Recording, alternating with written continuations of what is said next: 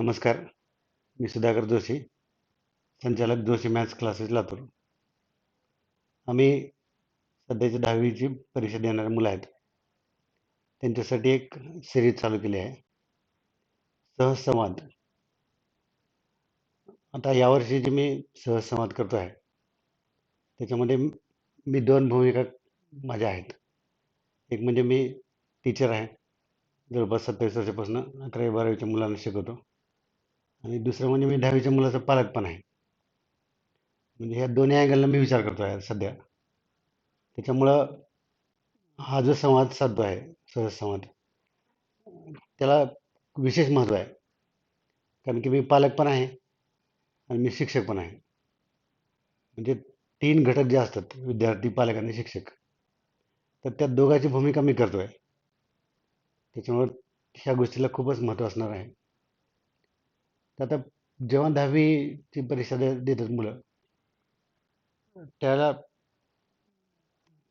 पहिल्या भागामध्ये मी काही गोष्टीचा उल्लेख केला. म्हणजे कॉलेजला ॲडमिशन घ्यावं का नॉमिनल घ्यावं, त्यानंतर क्लास कुठे लावा, कोणता ग्रुप निवडावा, दोन तीन गोष्टीचा उल्लेख केला. मी आज प्रामुख्याने दोन मुद्दे मांडणार आहे. त्यातला पहिला मुद्दा असा आहे की बरेच पॅरेंट जे असतात, 10वी नंतर पॉलिटेक्निकला मुलाला घालावं का असं विचारतात. तर ते घालावं का नाही, घातल्यानंतर काय होतंय, नाही घातलं तर काय, हे फक्त मी सांगतो.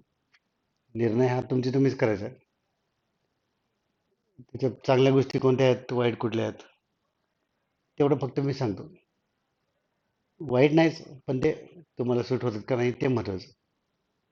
तर 10वी नंतर पॉलिटेक्निकला जनरली कोणते मुलं जातात, तर ज्यांना 11वी-12वीचे एंट्रन्सचं झंझट नको आहे. इकडे जे द्या, CET द्या, नीट द्या, ह्याच्यात मग नंबर नाही लागला तर काय होईल, ही जी भीती ज्यांच्यामध्ये असते, ते मुलं पॉलिटेक्निकचा मार्ग निवडतात. एक. दुसरं आणखीन कोण निवडतात, ग्रामीण भागातले विद्यार्थी, ज्यांची आर्थिक परिस्थिती जेमतेम आहे, ज्यांना इकडचा खर्च परवडत नाही 11वी-12वीचं, तर ते एक पॅरेंट साधारणतः पॉलिटेक्निकचा मार्ग निवडतात. आणि तिसरा एक वर्ग असा असतो की बा मुलं सर्वसाधारण आहेत आणि मग समजा त्याला इकडं 11वी-12वी घातलं तर कॉम्पिटिशनमध्ये टिकला नाही, मग डिप्लोमा करून आपण पाठवावं, हा एक वर्ग असतो. आणि चौथा वर्ग असा आहे त्यातला की त्याला ते डिप्लोमा करून पटकन 3 वर्षात कुठेतरी छोटा मोठा जॉब करायचा आहे, त्याला स्वतःच्या पायावर उभं राहायचं आहे. कारण तेवढं शिकण्याची त्याची एकतर कंडिशन नाही, तेवढ्या वेळ त्यानं वेट करू शकणार नाही. असे सगळे विद्यार्थी जे आहेत ते पॉलिटिक्सचा मार्ग निवडतात. मग जर आपण ह्याच्यापैकी कुठं बसत असलो, तर मग पॉलिटेक्निकला पॉलिटिक्सचा जो पर्याय आहे, तो निवडायला काहीच हरकत नाही. पण पॉलिटेक्निक केल्यानंतर पुन्हा आपल्याला बी करायचंच आहे. आणि जवळपास मी माझा एक जरा अंदाज बघितला, अनुभव, तर 80-90% मुलं परत डिप्लोमा नंतर BEला जातातच. तिथे एक अडचण काय होते की त्यांना डायरेक्ट सेकंड इयरला ॲडमिशन मिळतं. पण डायरेक्ट सेकंड इयरला ॲडमिशन जेव्हा ते घेतात, तर त्याला खूप लिमिटेड जागा असतात. कारण फर्स्ट इयरमधून जे मुलं ड्रॉपआउट झालेत, त्यांचे जेवढे सीट आहेत, साधारणतः त्याच्याच कमी जास्त प्रमाणात सीट त्याला सेकंड इयरला मिळतात. मग चॉईसेस खूप कमी राहतात.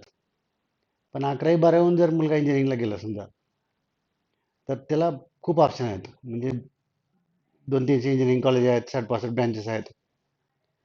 परंतु इकडं मात्र त्याला खूप लिमिटेड ब्रँचेसचं पण लिमिट, समजा ब्रँच समजा काय थोडंफार ॲडजस्ट होऊ शकते, परंतु त्याला ते लिमिटेड सीट आहेत. तर तो एक विचार निश्चित करायला हरकत नाही या गोष्टीचा. पॉलिटिक्सच्या बाबतीत मी हे मत या ठिकाणी मांडलं.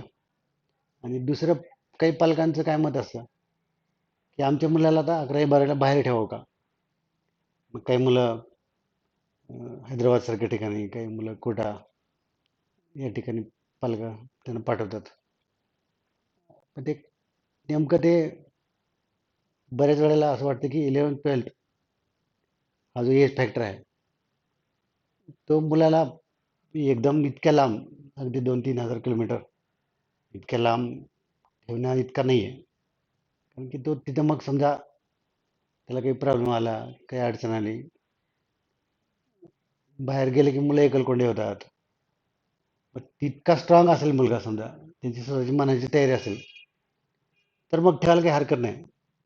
पण तो मुलगा जर लाजरा बुजरा असेल, टेन्शन घेणार असेल, तणाव घेणार असेल, तर त्याच्या मुलाला नाही ठेवलेलं चांगलं. दुसरं प्रॉब्लेम काय येतो की खूप वेळेला काय होतं, मुलं आपल्या इथल्या वातावरणात शिकलेले असतात, मराठी मीडियममधून गेलेले असतात, सेमी इंग्लिशमधून. भले मग सीबीएसई असेल तरी सुद्धा वातावरण आपलं मराठीच असतं. तर त्या केसमध्ये जे तेव्हा बाहेर जातात, हैदराबादसारख्या ठिकाणी किंवा कोटा, तर तिथल्या वातावरणाला ते मुलं मॅच करतीलच असं नाही. तिथलं फूड आहे, तिथलं ज्या ते त्याला व्यवस्थित ॲडजस्ट होईल का नाही, ही पण शंका असते. त्याच्यामुळे ह्या सगळ्या गोष्टीचा निश्चित विचार केलेला कधी पण चांगला. मग मी कधी कधी काही पालकांना हे पण सांगतो की तुम्हाला पाठवायचंच आहे ना, मग त्याला 11वी 12वी तर करू द्या. त्याचे बोर्ड सीईटीची व्यवस्थित तयारी करू द्या. त्याला बोर्डमध्ये चांगले 75-80% मार्क घेऊ द्या. सीईटीमध्ये पण त्याचं चांगलं प्रिपरेशन होऊ द्या. तो चांगला तयार होतो, मुलगा बनतो. वाटलं तर एखादं वर्ष त्याला पाठवून मग त्याचं रिपीट वगैरे करून त्याला मग मेन ॲडव्हान्स किंवा मग वर हायर लेवलला 2 वर्ष, पण त्याला किमान 2 वर्ष 11वी 12वी तरी सोबत ठेवावं, असं माझं मत आहे.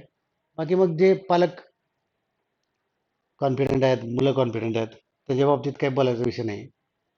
फक्त बोलायचा विषय असा आहे की जे मुलं डळमळीत आहेत, परंतु आता त्याला पाठवायचंच आहे, त्याची इच्छा आहे, मुलगा जायचं म्हणतोय, त्या केसमध्ये थोडंसं त्या गोष्टी टाळा. आणि समजा ठेवलंच तर मग आपली तयारी असली पाहिजे पालकांची की त्याच्याकडे कंटिन्यू लक्ष देणे, महिन्या 2 महिन्याला त्याकडे चक्कर मारणे, काय अडचणी आहेत, काय बोलणे, सातत्यानं फोनवर संपर्क करणे, हे इतकं सगळं म्हणजे केलं पाहिजे. परंतु हा पर्याय खूप रेअर वापरावा बाहेर ठेवण्याचा.